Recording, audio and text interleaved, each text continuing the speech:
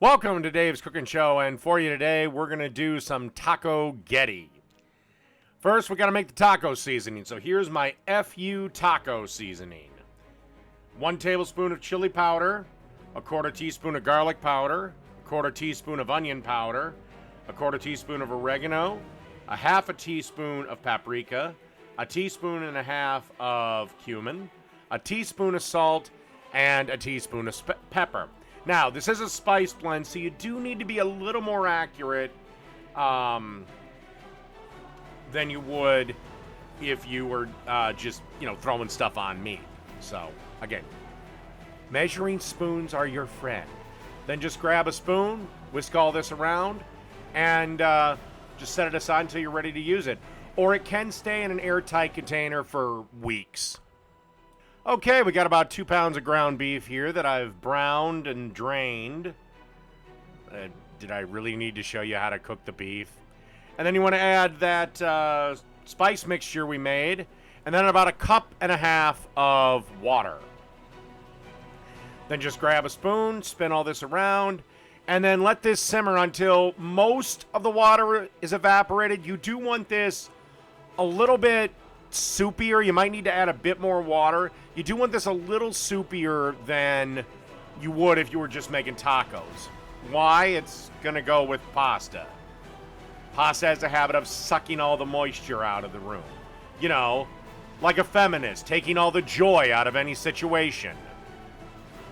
And then you want to add roughly, just eyeball it, about 3/4 of a cup, 1/2 cup to a cup of taco sauce.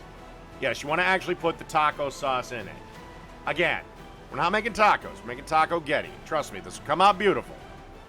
Just trust in Dave. And then you want to add a pound of spaghetti. As you can see, I've obviously drained it. When you cook spaghetti, salt the water, whatever it says on your package of spaghetti for cooking time. Take a minimum of 1 minute off of the minimum cooking time. Because again, as it's sitting here in the pan right here, it's still continuing to cook. And then you just want to grab whatever the hell this thing is, a spatula, and just spin this around until everything gets well incorporated.